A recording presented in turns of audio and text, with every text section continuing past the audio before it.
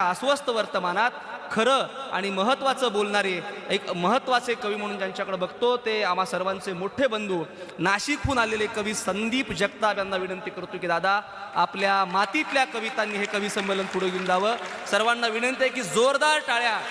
पहाटे 3ला बाहेर पडून 4:30 पर्यंत सतत कंटिन्यू प्रवास करून ते आपल्यासाठी आलेत. कवी संदीप जगताप, नाशिक.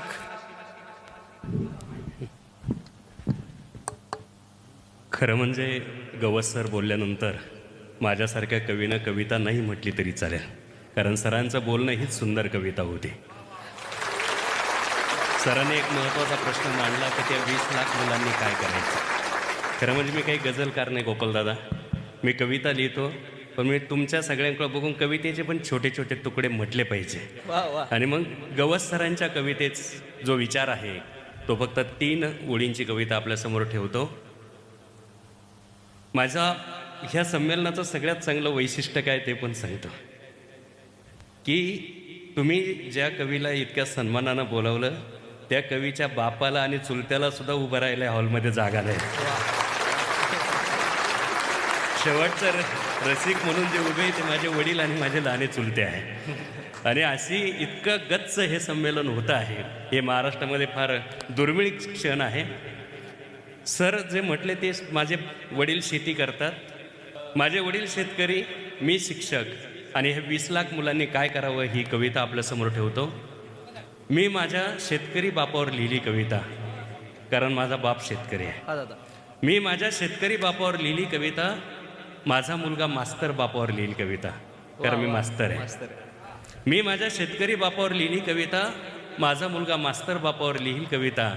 माझी अपेक्षा आहे माझ्या नातवानं उद्योजक बापावर लिहावी कविता. वा वा वा, खरं. वा वा.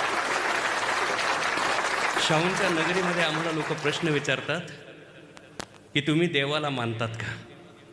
आता मानता म्हटलं तरी प्रॉब्लेम आहे, नाही म्हणावं तरी प्रॉब्लेम आहे. अशा सगळ्या अडचणी येत आहे. मला एकानं प्रश्न विचारला तुम्ही देवाला मानतात का. मी त्याच्यासाठी दिलेलं उत्तर असं आहे की मी देव मानतो. मग तो देव कोणता आहे. मी सांगितलं की हिरव्या होणाऱ्या मातीचा, पेरणाऱ्या हातांचा, हिरव्या होणाऱ्या मातीचा, पेरणाऱ्या हातांचा, पाणी देणाऱ्या ढगांचा एकच असतो रंग, तोच आमचा पांडुरंग, तोच आमचा पांडुरंग. राजश्री शाहू महाराजांनी या पांडुरंगासाठी काम केलेलं आहे. वा वा वा. आज त्या पांडुरंगाची परिस्थिती मात्र बिकट आहे. म्हणजे इतकी वाईट आहे की आता त्या शेतीला हिरवं करणाऱ्या त्या शेतीमधल्या स्त्रियासुद्धा शेतीत राहत नाही. आणि म्हणून मी एक कविता लिहिली होती जी आपण कोल्हापूरकरांनी आणि पश्चिम महाराष्ट्रातल्या सगळ्या लोकांनी फार डोक्यावरती घेतली. ती कविता अशी होती की 2 BHK 3 BHK फ्लॅटला तू ताजमहाल म्हणून फसू नको. 2 BHK 3 BHK फ्लॅटला तू ताजमहाल म्हणून फसू नको. 10-5 गुंठ्याचं अंगण आहे तुझ्या बापाच्या घराला, तू खुराड्यात जाऊन बसू नको. क्या बात आहे. वा वा. 2 BHK 3 BHK फ्लॅटला तू ताजमहाल म्हणून फसू नको. 10-5 गुंठ्याचं अंगण आहे तुझ्या बापाच्या घराला, तू खुराड्यात जाऊन बसू नको. मोबाईलवरच्या ॲनिमेटेड पावसात कधीच कोणी भिजत नाही. वा वा. मोबाईलवरच्या ॲनिमेटेड पावसात कधीच कोणी भिजत नाही. शहरामधल्या 5व्या मजल्यावर कुठलंच सुख रुजत नाही. शहरामधल्या 5व्या मजल्यावर कुठलंच सुख रुजत नाही. भिजायचं असेल, रुजायचं असेल तर हवी असते माती. भिजायचं असेल, रुजायचं असेल तर हवी असते माती. आणि वरून खऱ्याखुऱ्या पावसाची सर. आयुष्य करायचं असेल हिरवगार तर पोरी शेतकरी पोराशी लग्न कर. क्या बात. वा वा वा. आयुष्य करायचं असेल हिरवगार तर पोरी शेतकरी पोराशी लग्न कर. नोकरी नोकरी काय करते, नोकर नोकर असतो. ऑफिसमध्ये साहेबांपुढे खाली मान घालून बसतो. नोकरी नोकरी काय करते, नोकर नोकर असतो. ऑफिसमध्ये साहेबांपुढे खाली मान घालून बसतो. इथं बांधाच्या सिंहासनावर आणि रुपेरी आबाळाच्या छताखाली जेव्हा माझा बळी बसतो तेव्हा हिरवागार साम्राज्याचा तो एकमेव सम्राट असतो. क्या बात. वा वा वा वा. क्या बात आहे. वा वा वा वा. परत परत. इथं बांधाच्या सिंहासनावर आणि रुपेरी आबाळाच्या छताखाली जेव्हा माझा बळी बसतो तेव्हा या हिरव्यागार साम्राज्याचा तो एकमेव सम्राट असतो. त्याला पेन्शनचं कधीच नसतं टेन्शन, नवी का जुनी. क्या बात, वा वा वा वा. त्याला पेन्शनचं कधीच नसतं टेन्शन, कारण माती कधीच रिटायर होत नाही. आहा, वा वा वा, क्या बात आहे, वा वा. त्याला पेन्शनचं कधीच नसतं टेन्शन, कारण माती कधीच रिटायर होत नाही. पायलीभर पेरले दाणे तर पोटापुरतं पिकून देते काळी आई. वा वा. ही कविता प्रकाशित झाली आणि सर, मला मुंबईमधल्या एका वरिष्ठ अधिकाऱ्याचा फोन आला. तुम्ही सांगितलं त्याच कॅटेगरीतला होता. त्याने प्रामाणिकपणे कबूल केलं की दादा तुझी कविता ऐकली, मी प्रचंड पैसे कमावले, मी डेप्युटी कलेक्टर होतो, प्रांत होतो, सगळे फ्लॅट घेतले, प्लॉट घेतले, सगळं केलं, पण माझ्या इतकं माझं पोरगं हुशार नाही निघालं. आज मुंबईमध्ये माझं पोरगं टॅक्सी चालवत आहे. आणि त्याने पुढलं वाक्य सांगितलं ते फार भारी होतं. तो म्हटला, दादा तुझी कविता ऐकल्यानंतर मला कळलं की नोकरी ही 25-30 वर्षाची सोय आहे, शेती ही पिढ्यानपिढ्यांची सोय आहे. वा वा, क्या बात, वा वा. मी लिहिलं की माती कधीच रिटायर होत नाही, पायलीभर पेरले दाणे तर पोटापुरतं पिकून देते काळी आई. म्हणून पोरी तुला आणि तुझ्या पुढल्या पिढ्यांना उपाशी राहायचं नसल तर शेतकरी पोराशी लग्न कर, शेतकरी पोराशी लग्न कर, शेतकरी पोराशी लग्न कर. कविता हा समाजाच्या बदलाचाच भाग आहे असं मानणारा आणि लिहिणारा मी कवी आहे. मी प्रत्येक नकारात्मक गोष्टीमध्ये सकारात्मकता शोधतो आहे. आज अनेक गावांमध्ये 50-50 नवरदेवांची लग्न होत नाही, मुली मिळत नाही. या गोष्टीवर मीच सांगितलं की त्या मुलांना नवऱ्या मिळाल्या पाहिजे, पोरींनी शेतकरी पोराशी लग्न केलं पाहिजे. पण आता मी जेव्हा महाराष्ट्रात फिरतो, मराठवाड्यात आलो, विदर्भात आलो, सगळीकडे फिरलो, तेव्हा दुर्दैवानं मला असं दिसलं की या महाराष्ट्रातल्या शेतकऱ्यांची जी आत्महत्येची कारणं आहे त्याच्यामागे 30% कारण तरी मुलीच्या लग्नासाठी काढलेलं कर्ज आहे, 70% उर्वरित असतील. मी म्हटलं मग ह्या गोष्टीचा आता फायदा घेतला पाहिजे की काळ मुलींचा आहे आणि मग ह्या व्यवस्थेत आपण काही बदल करू शकतो का. आणि म्हणून मी या कवितेचा पुढला पार्ट लिहिला, तो मुलींसाठी लिहिला. तो असा होता बघा, खरं म्हणजे परिस्थितीचा आपण कसा फायदा घेतला पाहिजे. छोटी लग्न झाली पाहिजे. एका दिवसात 25 लाखाचा जेव्हा चुराडा होतो तेव्हा माझं कापरं होतं, कारण 25,000ची सोयाबीन काढण्यासाठी काय काय करावं लागतं हे मला माहीत आहे. आणि एका दिवसात आपण 25 लाख उडवतो. मी फक्त थोडी सगळ्यांची माफी मागून सांगतो की राहुल द्रविडचं लग्न झालं त्यावेळेस 50 कंपन्यांचा ब्रँड ॲम्बेसेडर होता तो, आणि एक कंपनी सर त्याला किमान 1 कोटी तरी देत असेल, पण त्याच्या लग्नाला 50च लोक होते. म्हणजे 1 कोटी जो देतं त्याला सुद्धा त्याने लग्नाला बोलवलं नव्हतं. आम्ही काय करतो याचा विचार करण्याची गरज आहे. म्हणून मी ती कविता लिहिली की पोरी तुझ्या लग्नामध्ये आयुष्याची पुंजी ओतत असतो बाप. वा. पोरी तुझ्या लग्नामध्ये आयुष्याची पुंजी ओतत असतो बाप. धूमधडाक्यात करता करता लग्न तुझं मानेपर्यंत कर्जात रुतत असतो बाप. क्या बात आहे, वा वा. पोरी तुझ्या लग्नामध्ये आयुष्याची पुंजी ओतत असतो बाप. धूमधडाक्यात करता करता लग्न तुझं मानेपर्यंत कर्जात रुतत असतो बाप. पीक दुष्काळात जळतं, पुरात वाहतं, अवकाळीत सडतं, गारांमध्ये जोडपतं. तूच सांग ना वर्षाकाठी हातामध्ये काय शिल्लक राहतं. तूच सांग ना वर्षाकाठी हातामध्ये काय शिल्लक राहतं.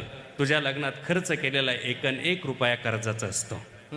तुझ्या लग्नात खर्च केलेला 1 रुपया कर्जाचा असतो. फेडता नाही आला तर कित्येक बापांच्या गळ्यात नंतर आत्महत्येचा फास दिसतो. फेडता नाही आला तर कित्येक बापांच्या गळ्यात नंतर आत्महत्येचा फास दिसतो. पोरी आता दिवस तुमचे काळ तुमच्या पायाशी लोळण घेतोय, तुम्ही म्हणाल तसे लग्न होतील. पोरींनो आता दिवस तुमचे काळ तुमच्या पायाशी लोळण घेतोय, तुम्ही म्हणाल तसे लग्न होतील. 100 लोकात, अंगणात, मंदिरात, वावरात लग्न करायची आट घाला तरी शेकडो नवरदेवांच्या रांगा लागतील. 100 लोकात, मंदिरात, अंगणात, वावरात लग्न करायची आट घाला तरी शेकडो नवरदेवांच्या रांगा लागतील. प्रत्येक पोरीनं स्वतःच्या कृतीतून समजून सांगा समाजाला. प्रत्येक पोरीनं स्वतःच्या कृतीतून समजून सांगा समाजाला. बँक्वेट हॉलमधील साखरपुडा, बँक्वेट हॉलमधील साखरपुडा, महागडे कपडे, लक्झरी फर्निचर, लाखोचं प्री वेडिंग शूटिंग, डीजेवरची मेहंदी, हजारो लोकातली हळद आणि रक्त शोषून उधळपट्टी करणारं लग्न, या सगळ्यांना फाटा देऊन साधं लग्न करण्याचा माझा पण नवा आहे. या सगळ्यांना फाटा देऊन साधं लग्न करण्याचा माझा पण नवा आहे. कारण एकच, मला माझा बाप जिवंत हवा आहे. कारण एकच, मला माझा बाप जिवंत हवा आहे. क्या बात. वेळ असेल तर पुढली कविता या, देतो. यांनी मला सांगितलं की तू सिनियर कवी आहे आणि त्याच्यामुळे प्रेम कविता माझ्याकडे नाही. प्रेम कविता मला खूप लिहिता येतात आणि त्या काळात प्रेम केलंय मी, काही आता अलीकडच्या काळातला नाही. माझं असं म्हणणं आहे की जो माणूस प्रेम करतो तोच क्रांती करतो. माझा उल्लेख केला रोहितनं की हा संघटनेत काम करतो. सर मध्ये एका गॅदरिंगच्या कार्यक्रमाला मला बोलवलं. मला तिथल्या प्राचार्याने विचारलं, सर वेळ आहे की? म्हटलं आहे. ते म्हणे आमच्याकडे थोडीशी अडचण आहे. म्हटलं पैसे बिशायचे असेल? म्हटलं गाडीचं दे. ते म्हणे ती अडचण नाही. म्हटलं मग अडचण काय? म्हणे आमच्याकडे पाहुणा येतो, बोलतो, तो तास दीड तास काय बोलायचं बोलू देतात, नंतर माईक मुलांकडे जातो, मुलं त्याला प्रश्न विचारतात. म्हणजे पाहुणा जे कपडे घालून आलेला असतो गोपालदादा आपल्यासारखे, तो फाडण्याचा कार्यक्रम असतो. मी म्हटलं मी त्यांच्यातलाच आहे, कारण मी मागच्या बेंचवरचा आहे, मी काय पुढला नाही.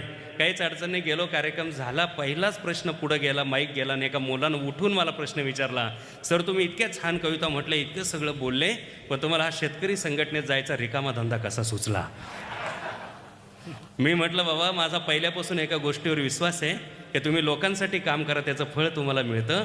तो म्हणे असं नाही, उदाहरणासह सांगा. म्हटलं जेव्हा आम्ही कॉलेजला होतो तेव्हा मोबाईल काही नव्हते रोहित दादा. म्हणजे एक मिस कॉल नाही, काही नाही. तेव्हा पत्र हे एकमेव माध्यम होतं. तुझ्याशिवाय जगू शकत नाही, तू नाही म्हटली तर उद्या माझा चेहरा दिसणार नाही.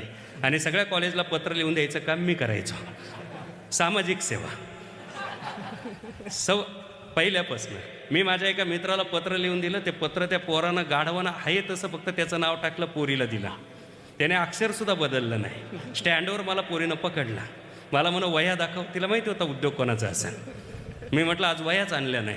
ती म्हणे समोर पोलीस दिसतो का? म्हटलं आणल्या ना. तिनं वह्या काढल्या, पत्राला अक्षराला अक्षर मॅच केलं. मला सगळं संकट कळत होतं, कारण स्त्रियांचं मुलींचं प्रकरण असलं की पोरांमधले किती सामाजिक कार्यकर्ते जागे होतात मला माहिती आहे. ते इतर वेळेस झोपलेले असतात, पण पोरीचं प्रकरण म्हटलं का हा त्याच्यापुढे, तो त्याच्यापुढे. मी म्हटलं आता घरी जाऊन वडिलांना काय सांगायचं, आईला काय सांगायचं, डोळे कशानं फुटले, गाल कशानं गेले, हे सगळं सांगायचं. हा धोका टाळला पाहिजे म्हणून मी सरेंडर करायचं ठरवलं. मी तिला म्हटलं हे पत्र मीच लिहून दिलं, त्या गाढवानं त्याच्या अक्षरात द्यायचं तर माझ्या अक्षरात दिलं, चूक झाली माफ कर, तुला वाजवायचंच असेल तर स्टँडवर नको. म्हटलं लायब्ररीमध्ये रिडिंग रूममध्ये कोणीच नसतं, तिथं जाऊ काय फटकावायचं फटकाव, इथं इज्जत घालू नको. ती म्हटली तू एकाच गोष्टीनं वाचू शकतोस. म्हटलं कशानं? तिनं ते पत्र माझ्या हातात दिलं, गोपालदादा. म्हटलं फाडू का?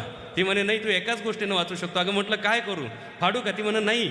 म्हटलं मग तू एकाच गोष्टीनं वाचू शकतो. अगं म्हटलं करू काय? ती म्हणे काहीच करू नको, त्याचं नाव खोड तुझं टाक. वा. सर तेव्हापासून विश्वास आहे, लोकांसाठी काम करा. वा वा वा. क्या बात आहे. वा वा वा.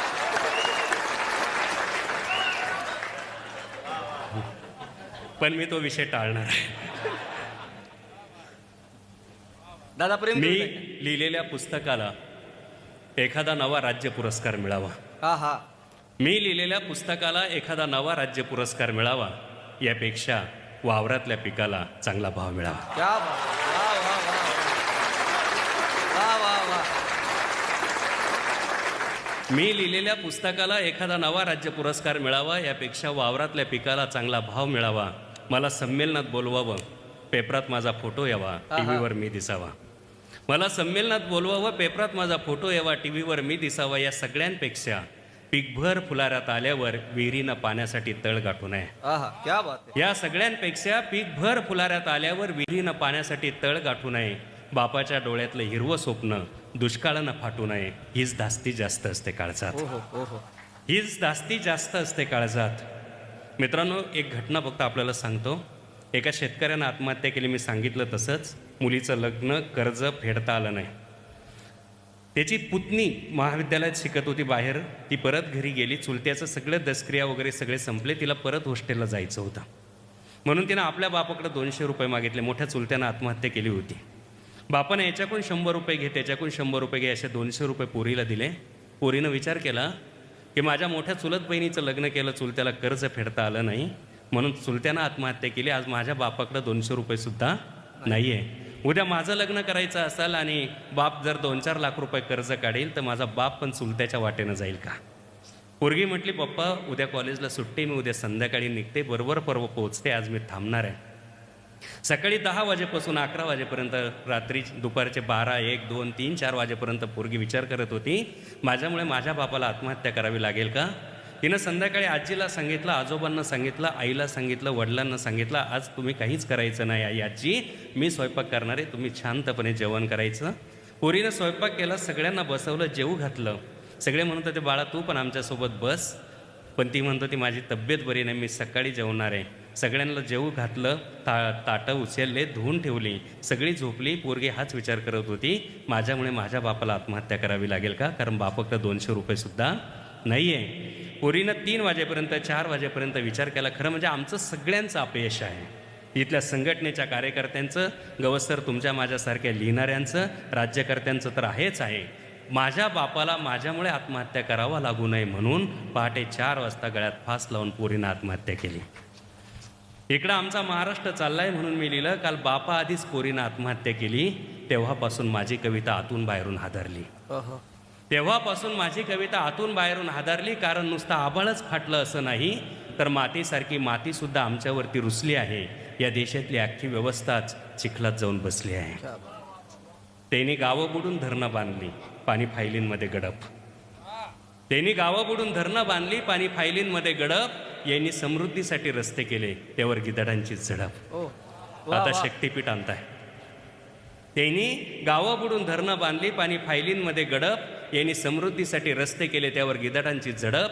कर्जमुक्तीचं हिरवं कणीस दाणे कुठं आहे, अच्छे दिनचे नुसतेच ढोल गाणे कुठं आहे. क्या बात आहे, वा वा. कर्जमुक्तीचं हिरवं गणित दाणे कुठं आहे, अच्छे दिनचे नुसतेच ढोल गाणे कुठं आहे. मी लाभार्थी, माझं सरकार माझ्यावरतीच गोळ्या झाडतं. आश्वासनांचा रोज मुसळधार पाऊस रान पाण्यासाठी जळतं. क्या बात आहे, वा वा. जाहिरातीतल्या पोरींसारख्या योजना असतात देखण्या. हो 32,000 कोटी असले तरी 3200 रुपये सुद्धा येणार नाही. जाहिरातीतल्या पोरींसारख्या योजना असतात देखण्या, आणि पुढं आमच्या तुमच्यासाठी की मान आणि धनाच्या तुकड्यांसाठी सत्ताधाऱ्यांच्या दारात लाळ घोटतात लेखण्या. वा वा. मान आणि धनाच्या तुकड्यांसाठी सत्ताधाऱ्यांच्या दारात लाळ घोटतात लेखण्या. TRPचा खिसा भरून बातम्या आत्महत्येचा टाहू फोडतात. TRPचा खिसा भरून बातम्या आत्महत्येचा टाहू फोडतात. टाळ्या मिळतील अशाच साऱ्या संघटना भाषणं जोडतात. क्या बात आहे, वा वा. टाळ्या मिळतील अशाच साऱ्या संघटना भाषणं जोडतात. जो तो उठतो आमच्या टाळूवरचं लोणी खातो, शेतकरी मात्र वावरामध्ये वावरासारखाच भेगाळत राहतो. म्हणून आता गल्लीपासून दिल्लीपर्यंत खोल नांगरट घ्यावी लागेल. वा वा. म्हणून आता गल्लीपासून दिल्लीपर्यंत खोल नांगरट घ्यावी लागेल. तेव्हाच तुमच्या माझ्या आयुष्यातलं तण जाईल, तेव्हाच तुमच्या माझ्या आयुष्यातलं तण जाईल. आणि या नांगरटीला मी तुमच्या पुढे आणि माझी कविता माझ्या पुढे राहील. माझी कविता दादा, अतिशय नेमक्या विषयांवर आपण बोट ठेवलात. नारायण सुमंतांच्या फार सुंदर ओळी आहेत की हरित क्रांती धवल क्रांती गलबला खोटारडा, धरण झाले बांधुनी अन पावसाळा कोरडा, टँकर मागे फिरे यशोदा पाण्यासाठी कृष्ण रडे, आणि गेला पाणी कुणीकडे बाई गेलं पाणी कुणीकडे. ही अवस्था विदर्भातल्या आणि अशा महाराष्ट्रातल्या अनेक धरणांची आहे. राजकीय व्यवस्थेचं अपयश आणि या सगळ्यांचा उल्लेख आणि एकूणच अस्वस्थ वर्तमानाचा उल्लेख आपण केलात. सतीश दराडेंच्या ओळी या सगळ्याला खूप लागू पडतात की ही पिस्तुले पुरातन, या बंदुका सनातन, गोळ्यांपुढे करावे कसले विचार मंथन. तू गाय मारल्याचा तोंडास वास येतो, तू गाय मारल्याचा तोंडास मात येतो. सिंहा पतंजलीचे दातास चोळ मंजन, सिंहा पतंजलीचे दातास चोळ मंजन. इतकं अस्वस्थ वर्तमान आहे. आणि या सगळ्याबरोबर आता मातीच आपल्यावरती रुसली तरी शेवटी आपल्याला मातीशिवाय पर्याय नाही. चंद्रशेखर कांबळे सर समोर आहेत, त्यांच्या ओळी मला फार आवडतात. ते फार सुंदरपणे म्हणतात की वापरा 2-2 सिम कार्ड आणि मेमरी कार्ड ही करा चेंज. वापरा 2-2 सिम कार्ड आणि मेमरी कार्ड ही करा चेंज. पण मातीत रुजल्याशिवाय तुमचा टॉवरही धरत नाही रेंज. पण मातीत रुजल्याशिवाय तुमचा टॉवरही धरत नाही रेंज. हे सुंदर, अतिशय सुंदर ओळी आपण घेतलात. आणि अजून एक आवर्जून उल्लेख करावा लागेल, शेतकरी मुलाशी लग्नाचा त्यांनी उल्लेख केला.